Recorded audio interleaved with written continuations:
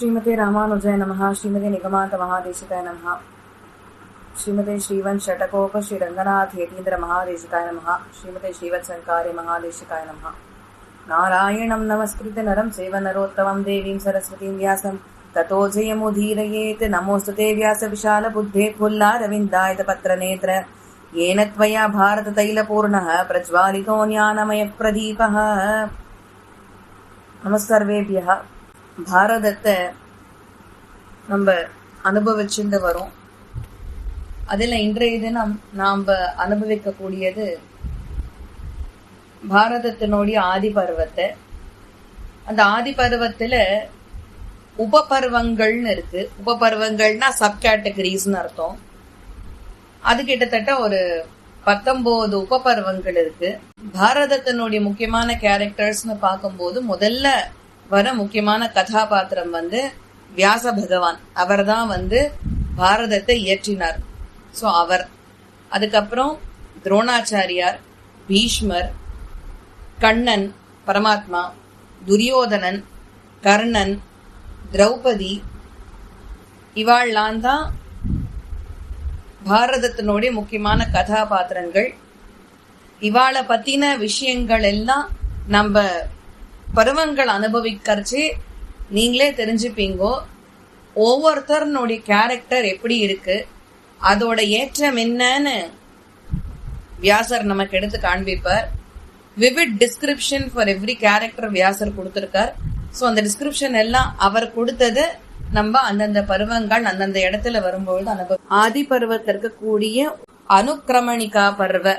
இதுல முதல்ல மங்கள ஸ்லோகம் ஆரம்பமாறுது.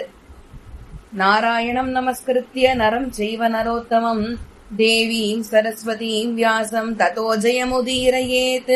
நாராயணம் நமஸ்கிருத்ய நரம் செய்வ நரோத்தமம் தேவீம் சரஸ்வதீம் வியாசம் ததோ ஜெயமுதீரயேத்.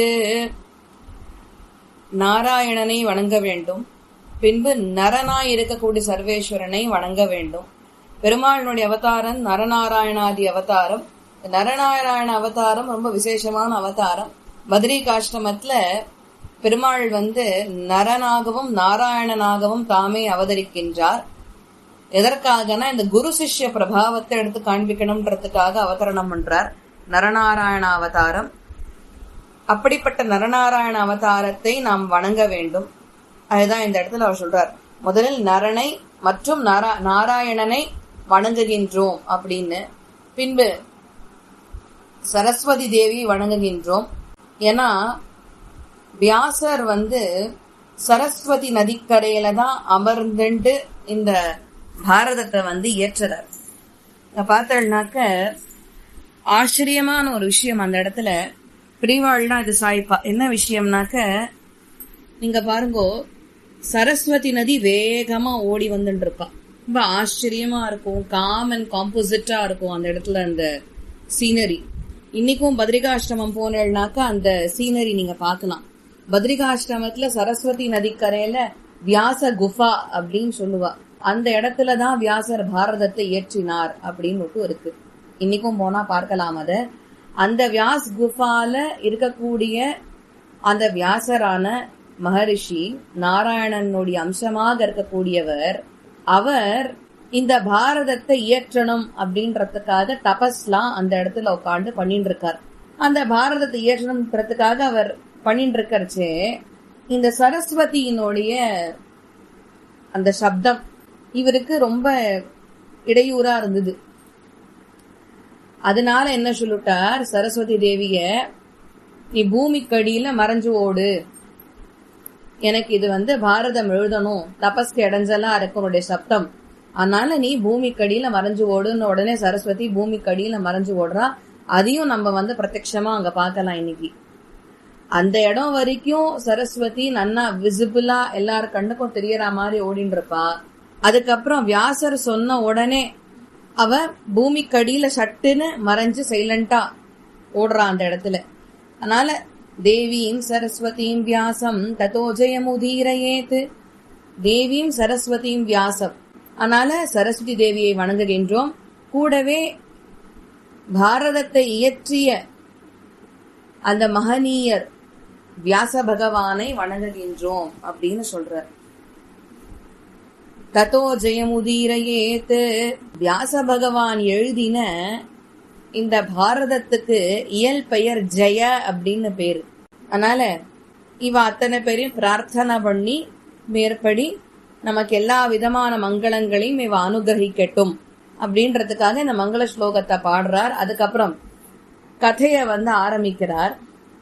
லோமஹர்ஷண புத்திர உக்ரஸ்ரவாஹா சௌதிஹி பௌராணிகோ நைமிஷாரண்யே शौनकस्य कुलपतेः 12 वर्षिके सत्रे सुकासीनान् अभ्यगच्छत् ब्रह्मर्षीन् संशितव्रतान् विनयावनतो भूत्वा कदाचित् सूतनन्दनः. இந்த நைமிஷாரண்யத்துல ஆச்சரியமா 12 வருஷம் தொடர்ந்து யாகம் பண்ணிட்டு இருக்கா. அந்த யாகத்துல எத்தனையோ மகர்ஷிகள் கூடியிருக்கா, பங்கெடுத்துட்டு இருக்கா அந்த யாகத்துல. அதை தவிர யாகத்துக்கு குலபதியான சௌனகர் அப்படின்ற மகரிஷியும் அந்த இடத்துல கூடியிருக்க, லோமஹர்ஷனருடைய பிள்ளை உக்ரஸ்ரவர் அப்படின்னு அவருக்கு பெயர். அவருடைய இன்னொரு பெயர் சௌதி அப்படின்னு. அவர் மகாஞானி. புராண விஷயத்துல தர்மசாஸ்திரங்களை நன்னா கையாளக்கூடியவர் சௌதி. நம்ம மகரிஷிகள் எல்லாருமே பார்த்தேன்னாக்க அவ புராணத்துல நன்னா கெட்டிக்காராளா இருந்தாலும் கூட, இல்ல வேதத்துல நன்னா கெட்டிக்காராளா இருந்தாலும் கூட, எல்லாருக்குமே தர்மசாஸ்திர ஞானம் உண்டு. அவளுக்கு தர்மத்தை எப்படி கையாளணும் நம்மளாட்டம் கிடையாது. நினைச்சா இன்னைக்கு தர்ம சாஸ்திரத்தை படி நடப்போம், வேண்டானா வேண்டான்ருவோம். இதுல வேற நம்மளே வேற தர்மசாஸ்திரத்தை வேற எழுதிப்போம். அந்த மாதிரிலாம் கிடையாது. அது சுவாமி தேசிகன் அதிகார சங்கரத்துல கண்டிக்கிறார். உனக்கு தர்மத்தை சாஸ்திரம் சொன்னபடிக்கு ஃபாலோ பண்ண முடியும்னா பண்ணு, இல்லைன்னா இல்லைன்னு சொல்லிட்டு போ, அது 2ஆம் பட்சம். அப்புறமா நம்ம அதை வேற பஞ்சாயத்துல வச்சுக்கலாம். ஏன் பண்ணல, எதுக்கு பண்ணலன்றதுலாம் அப்புறம் கேட்டுக்கலாம். நீயா ஒன்னு இது தர்மசாஸ்திரத்துல இருக்க நியமிக்காத, அது உனக்கு எந்த ரைட்ஸும் கிடையாதுன்ட்டு. அதனால நம்மளா தர்மசாஸ்திரம் எழுதுற பாருங்க, இது இல்லைன்னா பரவாயில்ல, பண்ணலன்னா பரவாயில்ல. யார் சொன்னா பண்ணலன்னா பரவாயில்லன்னு? தர்மசாஸ்திரத்துல இருக்கா? இல்ல, அதுல பண்ணுன்னு சொல்லியிருக்கோம், நம்மளா வளைச்சுட்டு இருப்போம். அத ஒரு உதாரணத்துக்கு சொல்றேன். இப்போ எல்லாரோட வீட்லயுமே இன்னைக்கு டைனிங் டேபிள் தான்.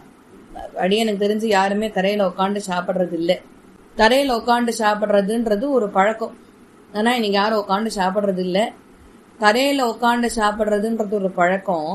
அந்த காலத்துலலாம் வாழை இலையில தான் சாப்பிடுவோம். துவாதசி இன்னைக்கு மட்டும் வாழை இலை கிடையாது. ஆனா அந்த தரையில உட்காந்து சாப்பிட்றச்சே கையால சாப்பிட்றோம் பாருங்க, அதுதான் விசேஷம். இன்னைக்கு யாரும் கையால சாப்பிட்றது இல்லை. அப்படியே சாப்பிட்டாலும் தரையில உட்காந்து சாப்பிட்றது இல்லை, டேபிள் இல்லையா? இந்த தரையில உட்காந்து சாப்பிட்டா என்ன விஷயம் அப்படின்னா, ஃபர்ஸ்ட் அந்த தரையில வாழை இலையோ இல்ல மந்தார இலையோ போட்டு சாப்பிட்றச்சே, இல்ல தட்டோ வட்கம் வட்மே என்ன இருக்கோ சரியா, போட்டு சாப்பிடும்போது நம்ம குனிஞ்சு சாப்பிடணும். ஃபர்ஸ்ட் என்ன ஆகும், தொப்பை போடாது. 2வது வயறு ஃபுல்லாகிறது தெரியும். அதுக்குதான் தரையில உட்காந்து சாப்பிட சொன்னது. 2வது தரையில எழுந்து உட்காந்துக்கிறோம் பாருங்க, அந்த உட்காந்து எழுந்துக்கிறதுன்றது ஒரு எக்ஸசைஸ். கால் மடங்கும், உடம்பு நன்னா இருக்கும். இது ஒண்ணு. கையால சாப்பிட்டாக்க அந்த விரல் போய் வாயில படுறது இல்லையா, அப்படி அந்த சாப்பாடு எடுத்து வாயில போடும்போது இந்த ருச்சின்றது, அந்த கான்டாக்ட் ஆஃப் சென்சஸ் அப்பதான் வரும்.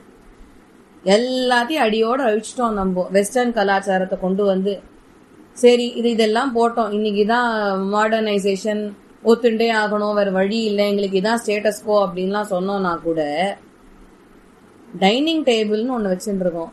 அந்த டைனிங் டேபிள்ல நம்ம எத்தனை பேர் வீட்டுல சாணி வச்சுட்டு இருக்கோம்? கிடையாது. அதனால என்ன பண்றோம், வெறும ஜலத்தை கொட்டி அந்த எச்சலை பெரட்டிடுறோம் சாப்பிட்ட இடத்த. சாஸ்திரத்துப்படி நியாயமா பார்த்தாக்க அந்த இடத்துல சாணி போட்டு துடைக்கல அப்படின்னா நீங்க என்ன மஞ்சள் போட்டு துடைச்சாலும் அந்த இடத்துல எச்சல் போகாது. அதுக்கு வேலையே வேற நம்ம ஒரு சில விஷயங்கள்லாம் வேற வைப்போம். பூஜைக்கு ஏத்த சாமான்கள், பெருமாளுக்கு நைவேத்தியத்துக்குன்னு வச்சுட்டு இருந்த பழங்கள் எல்லாம் அந்த டேபிள்ல தான் போய் வைப்போம். அன்பார்ச்சுனேட்லி நம்ம பேசுறது உயர்ந்த தர்மத்தை எடுத்து காண்பிக்கக்கூடிய, வேதத்தின் சாரத்தை நமக்கு எடுத்து கொடுக்கக்கூடிய மகாபாரதம் என்னும் உயர்ந்த கிரந்தம். அதனால இத்தனையும் இது பார்க்க வேண்டியதா இருக்கு. ரெண்டாவது, இப்ப அடியன் உட்காண்டிருக்கிறது சாதாரண பீட்டமும் இல்லை. அது இந்த உபன்யாசம் பண்றவாளுக்குன்னு இருக்கிற பீட்டத்துக்கு வியாச பீட்டம்னு பேரு. தப்பு தப்பா எத்தையோ உட்காந்து பேத்திட்டு போக முடியாது. வியாச பீட்டத்துல உட்காண்டா அதற்கு உண்டான ஜஸ்டிஸ் பண்ண வேண்டியது அடியனுடைய கடமை. அதனால இந்த பாரதத்தை நீங்க அன்வைச்சு முடிக்கிற வரைக்கும் தர்ம விஷயங்கள் நிறைய வியாசர் சாய்ச்சுண்டே வருவார்.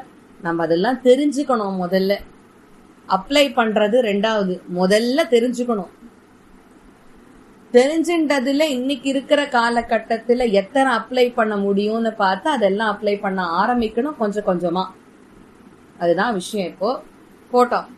அதனால அந்த டைனிங் டேபிள்ல நீங்க தயவு செஞ்சு பூஜைக்கு ஏத்த சாமான்களோ இல்ல பழங்களோ காய்கறிகளோ வைக்காதீங்கோ. அந்த டேபிள் மேல எந்த விதமான ஒரு உள்பாத்திரம், இந்த உள்பாத்திரம் வெளிப்பாத்திரம்ன்றதே இன்னைக்கு போயிடுது. உள்பாத்திரம் வெளிப்பாத்திரம் எல்லாம் கலக்கிறது இப்ப கிச்சனுக்குள்ளேயே. உள்பாத்திரம்னா என்ன, அந்த உள்பாத்திரத்துல கிச்சனுக்குள்ள இருக்கக்கூடிய அந்த பாத்திரங்கள், டம்ளரா இருக்கட்டும், சொம்பா இருக்கட்டும், குழம்புக்குன்னு யூஸ் பண்ணக்கூடிய பாத்திரமா இருக்கட்டும், தளிகைக்கு வேறதான் யூஸ் பண்ணக்கூடிய பாத்திரமா இருக்கட்டும், கரண்டியா இருக்கட்டும், ஸ்பூனா இருக்கட்டும், இது எதுலயுமே எச்சில் படக்கூடாது. எச்சில் பட்ட டம்ளரை உள்ள அலம்பினாக்க போயிடும். அப்புறம் என்ன நம்ம ஆச்சாரம் நம்ம பாக்குறோம், ஹைஜீன். அதனை எச்சில் பட்ட அந்த வஸ்துக்கள் கிச்சனுக்குள்ள போகவே கூடாது. வெளி பாத்திரம் வெளியில தனியா இருக்கணும், உள் பாத்திரம் உள்ளதான் இருக்கணும். எச்சில் பட்டாச்சுன்னா சுத்தம் பண்ணுங்க, சாணியை வச்சு சுத்தம் பண்ணி அப்புறம் உள்ள எடுத்துன்னு போனோம். எச்சில் பண்ண அதே கப்பு அலம்பி அதே டேபிள் மேல இருக்கும். அதே டேபிள் மேல பெருமாளுக்கு நைவேத்தியம் பண்ண வேண்டிய பஞ்சபாத்திரத்துல இருக்கக்கூடிய அந்த என்ன சொல்றது, திருவாராதன பாத்திரத்துல தயிர் இருக்கும், மோர் இருக்கும், எல்லாம் இருக்கும். இதெல்லாம் பாவம் தானே. எச்சில் டம்ளர்ல பண்ணேன்னாக்க பாத்திரம் எச்சில் பட்டதுன்னா கிச்சன்ல அலம்பக்கூடாது. அதுக்குன்னு தனியா வெளியில ஒரு குழா வச்சுக்கோங்க, தப்பு இல்லை, தோஷம் இல்லை. எச்சில் பண்ணி சாப்பிடக்கூடாது உள் பாத்திரத்துல. அப்படி எச்சில் பண்ணி சாப்பிட்டேன்னாக்க வெளி பாத்திரமா மாத்திருங்கோ அது. ஏன்னா ஒரு ஆத்திர அவசரம் அப்படின்னா ஒரு விஷயம் நோட் பண்ணுங்க. ஆத்திர அவசரம் அப்படின்னாக்க உள்பாத்திரத்திலேயே நம்ம ஒரு சில நேரங்கள்ல பெருமாளுக்கு நெய்வேத்தியம் பண்ணிடுறோம். எச்சில் பண்ணப்பட்ட டம்ளரை நீங்க என்ன மஞ்சள் போட்டு தேய்ச்சாலும் அது எச்சல் பண்டம் தான். அது இதுல சேராது, உள்பாத்திரத்துல சேராது. அது நன்னா சாணி போட்டு அதை தேய்ச்சா மட்டும்தான் எச்சில் போன கணக்கு வரும், இல்லைன்னா வராது. எச்சல் பெறட்டுறதுன்னா அந்த காலத்துல சாணி வச்சுதான் எச்சல் பெறட்டுவா. அதான் ஹைஜீன். பாரதம் ஆரம்பிக்கிறச்சேவே எவ்வளவு தர்மம் வியாசர் நம்மள டிஸ்கஸ் பண்ண வைக்கிறார். இப்பதான் ஆரம்பிச்சிருக்கு, இன்னும் பாரதமே இன்னும் தொடங்கல கதை எதுவும். அதுக்குள்ளேயே எத்தனை தர்மங்கள் வருது பாருங்க. எல்லாம் வியாசர் சொல்ல வைக்கிறார், அவ்வளவுதான் அது. அதனால அவள்லாம் தர்மசாஸ்திரத்துல நன்னா தேர்ச்சி பெற்றவா. அப்போ நன்னா விஷய ஞானம் உடையவர்கள் தான் நம்ம மகரிஷிகள் எல்லாருமே. அவளை சொல்லும் பொழுது மந்திர திரஷ்டா ரிஷிஹி அப்படின்னு சொல்றது வழக்கம். மந்திர திரஷ்டா ரிஷிஹி அப்படின்னாக்க பாப்பான் பாப்பான் சொல்றோம்ல இன்னைக்கு, பார்ப்பான் அதான் அதுக்கு ஒரிஜினல் பெயர். அதுதான் மருவி மருவி பாப்பானா மாறிடுது. பார்ப்பான் எத்தை கொண்டு பார்ப்பான்? மந்திரத்தை கொண்டு பார்ப்பவன் பார்ப்பான் அப்படின்னு அர்த்தம். இன்னைக்கு நம்ம கண்ணுக்கு எதிர்க்க ஃப்ரிட்ஜ், டேபிள், வாஷிங் மிஷின் இதெல்லாம் இருக்கு. அந்த வாஷிங் மிஷினுக்கு பின்னாடி இருக்கிறது என்னன்றத நம்ம வாஷிங் மிஷின் நகர்த்தி தான் நம்ம பார்க்கணும். ஆனா அவள்லாம் எப்படி தெரியுமா? அவள்லாம் இருக்கிற இடத்துல இருந்தே தபசக்தி அவ்வளவு இருக்கிறதுனால வாஷிங் மிஷினை நகர்த்தணும்ன்ற அவசியம் அவளுக்கு கிடையாது. வாஷிங் மிஷின் நகர்த்தாமையே அதுக்கு பின்னாடி என்ன இருக்கு, ஏது இருக்கு, ஏன் வந்தது, எதுக்கு வந்ததுன்னு அவளே சொல்லிடுவா. சோ மந்திரத்தை கொண்டு பார்ப்பவர்கள் பார்ப்பான் அப்படின்னு அர்த்தம். அதுதான் இன்னைக்கு மருவி மருவி பாப்பான்னா எடுத்து நம்மளாம் பார்ப்பனர்கள். இது ரொம்ப ஒசத்தியான வார்த்தை, தயவுசெய்து நீச்சமா நினைக்காதீங்க. பார்ப்பான்னா ஒசத்தி. அதனால மந்திர திரஷ்டா ரிஷிஹி அப்படின்னு புரிஞ்சுக்கோங்க. மந்திரத்தை கொண்டு பார்ப்பவர்கள் தான் ரிஷி. தபசக்தி ஒவ்வொருத்தருக்குள்ளயும் தபஸ் இருக்கு, அதை நம்ம சரியா யூட்டிலைஸ் பண்ணிக்கிறது இல்ல. ஒழுங்கா யூட்டிலைஸ் பண்ணினோம்னாக்க நம்மளும் எதை வேணாலும் சாதிக்கலாம் அப்படின்னு அர்த்தம். சோ உக்ரஸ்ரவஸ் என்று சொல்லக்கூடிய சௌதி மகரிஷி லோ மகரிஷினரனுடைய பிள்ளை. அவர் அந்த இடத்துக்கு வந்து சேர்றார், நைமிஷாரண்யத்துக்கு. அவ அத்தனை பேருமே இவர் ஏழு இருக்காரு இல்லையோ, யாரு? லோமஹரிஷனருடைய பிள்ளை திருக்குமாரர் ஏழு இருக்காரு இல்லையோ. அதனால லோமஹரிஷனருடைய திருக்குமாரர் என்று சொல்லக்கூடிய உக்ரஸ்ரவஸ் இல்லைன்னா சௌதி மகரிஷி அவரை பார்த்த உடனே எல்லாரும் விழுந்து நமஸ்காரம் பண்ணி அவர் திருவாய் மலர்ந்து ஒரு சில விஷயங்கள் கேட்கணும்னு ஆசைப்படுறான்.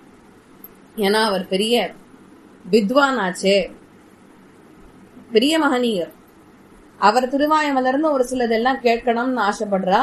அப்ப அபிவாத்திய முனீம்ஸ்தாம்ஸ்து சர்வானேவ கிருதாஞ்சலி அப்ரிச்சத் ச தபோவிருத்திம் சத்பிஷ்சைவாபி பூஜிதாக. எல்லாருமே அபிவாத்தியம் பண்ணி அவருக்கு தேவையான மரியாதைகள் எல்லாம் கொடுத்து அவரிடத்துல இந்த அதிதி உபச்சாரம் எல்லாம் பண்ணிவிட்டு கேக்குறாராம். அங்க இருக்க ரிஷிகள் ஒருத்தர் கேக்குறார் சௌதி மகரிஷியை பார்த்து, குத ஆகம்யதே சௌதே க்வ சாயம் பிருகதஸ்த்வயா காலஹ கமல பத்ராட்ச ஷம்சை தத் பிருச்சதோ மம.